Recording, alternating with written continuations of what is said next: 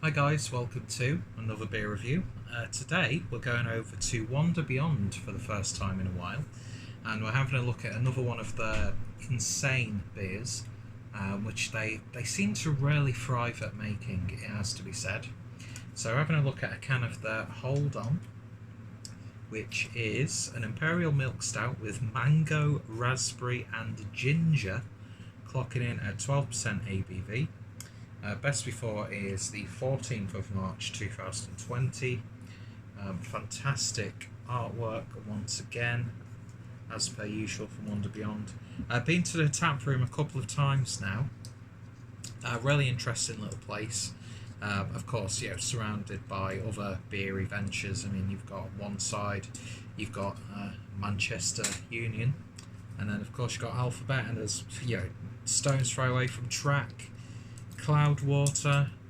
Take a 10-15 minute walk into the centre, you've got Beatnik's Republic, you've got Hatch, you've got Grub, you've got Bondabust, you've got Northern Monk, you've got Piccadilly Tap.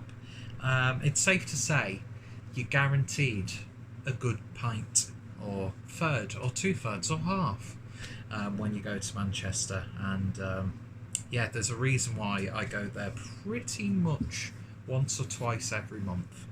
But yeah, Wander Beyond, producing some of the most insane beers in the UK, I would say. Although I've got to say, not heard too much like uber hype beers from those guys. Had a few of their beers in their tap room, which is their brewery. And not too shabby. Although I will say, I think Wander Beyond definitely excel when it comes to the beers like this. Some of their more sensible ABV offerings, I've not really been bowled over by, if I'm being brutally honest. But yeah, if you want just an insane triple IPA, just abused with fruit, and get a very damn good drinking experience, then give them a try. I'm not sure how far they get out in terms of distribution from the northwest of England, but when you see one of the insane cans available, give it a try, especially if you love your sort of Omnipio stuff. But I'm preaching to the choir, I'm sure, because I'm sure most of you guys watching this will agree with me that Octopod was one of the best beers of 2018.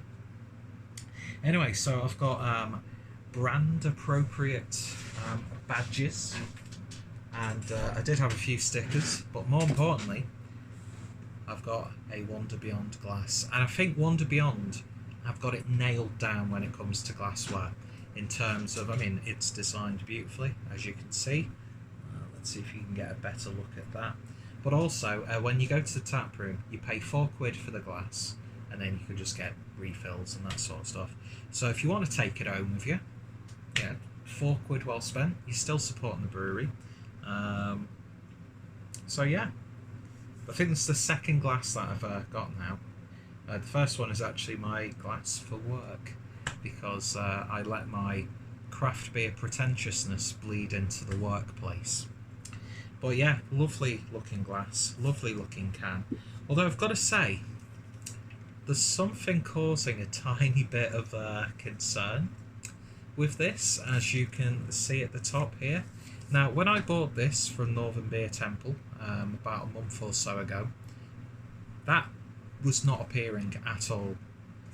It's only when I've taken the beer out of my little cabinet that I've got that I noticed there seems to be some seepage from the rim of the can. So, and it's solid. It's genuinely solid. It's so sticky and dense. I'm sure you've all had to deal with a sticky tip at times. But it's just so syrupy and viscous. So I'm very intrigued to see what has happened with this.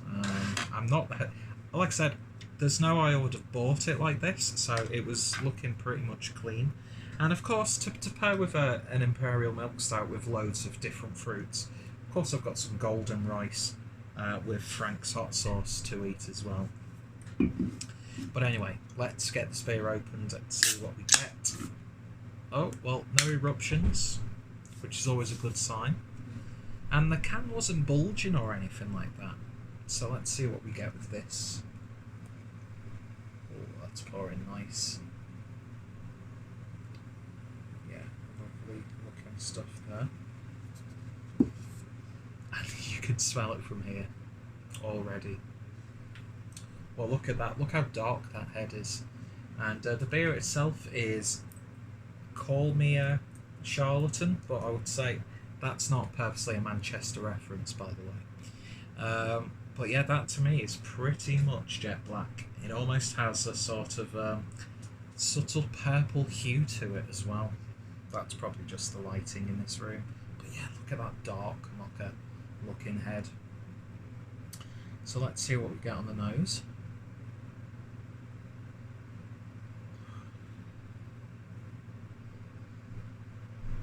So strange. There's like a fight between the mango and the raspberry and that malt build, which gives it a little bit of a strange aroma. But it works. It's like it's very jammy. It's very compote. It's like you've got mango jam, raspberry jam, and ginger jam, and just mix them together. But then it's this really dark, sticky, sweet roasty character as well. So it's got a bit of a desserty cakiness to it. For some reason, I'm getting a big blueberry muffin vibe from this beer. But as aromatic and robust as it is on the nose, there's no inclination of 12% on the nose.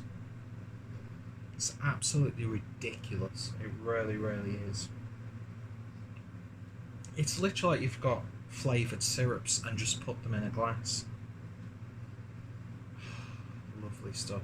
It wasn't really pouring thick, but there's a nice sort of sheen on the top of the glass. It's staining the glass quite nicely.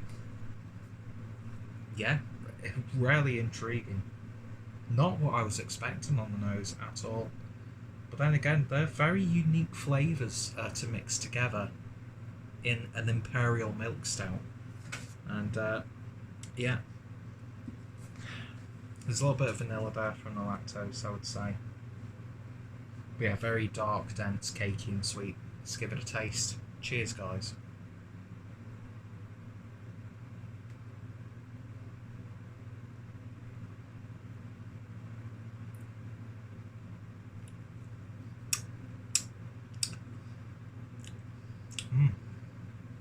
It's very interesting.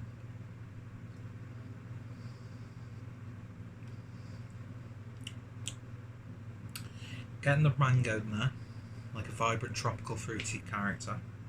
It's a little bit of tartness from the raspberry, and then about 2/3 into the beer, on every sip, that ginger's coming through.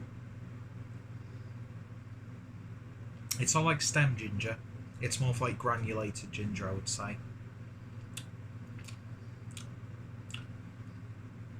Do you know what?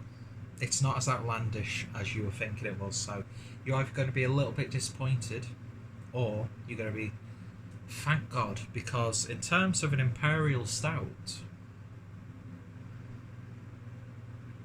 that's damn good. It's silky smooth, just 12% ABV. There's a bit of warming as it's going down, and yes, my hair does look absolutely wank today. And I've realised how much weight I've put on recently, but who cares? I can still look down, see my toes, see my penis. I can still walk. I don't need aids or anything like that, so who gives a fuck, to be honest?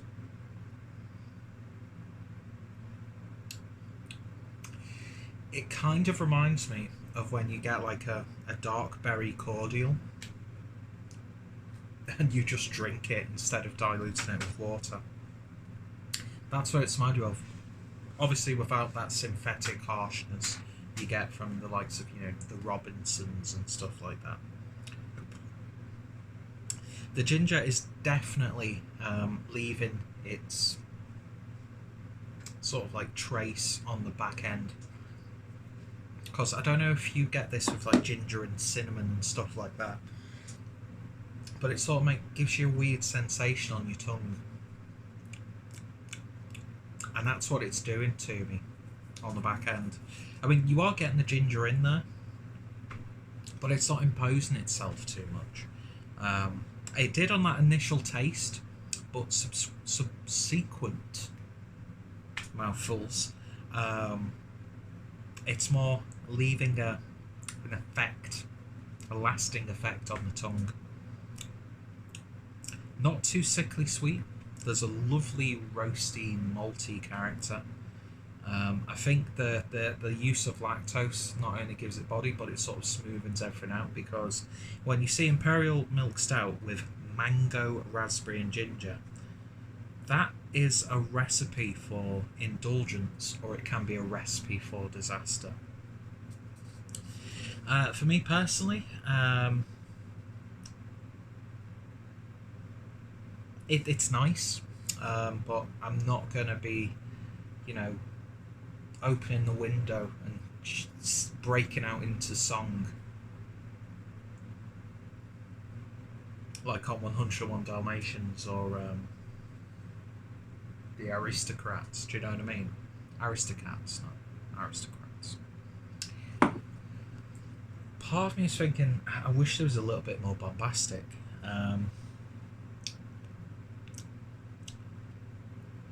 It's rarely fruity on the back end, and it's an Imperial Stout, but at the same time you're expecting more of an Imperial Stout character. But I'm not going to complain about it. It's a lovely, interesting beer.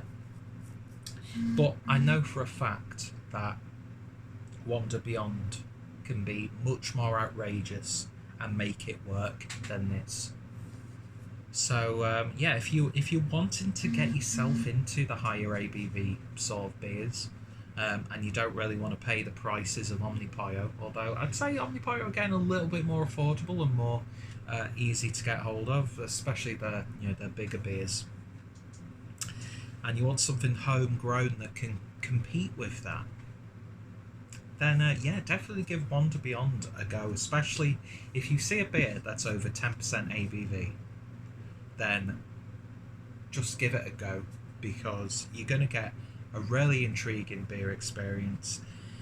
Does it sort of take it a bit too far sometimes? Yes. Do I get on my high horse sometimes about that? Of course, but I'm a fucking hypocrite when it comes to beer. But if you want something that's a little bit fun but works, then definitely give this a go if you still see it. Because I think I've had it a little bit longer now than some beers, so I'm not sure how widely available it is as of me uploading this review, but it's just got like dessert liqueur written all over it.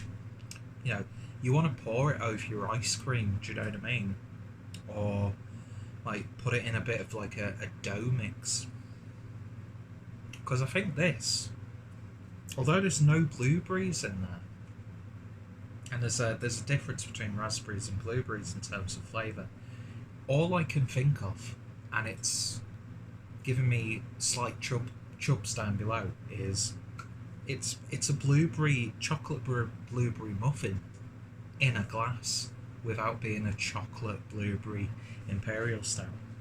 But yeah, this could have gone completely wrong, and I was genuinely getting worried about what I was seeing from that. Although I was expecting like, wow, this is going to be dead sticky and literally sliding down at a snail's pace. But it's a little bit lighter bodied than I'd want and to expect. Do you know what I mean?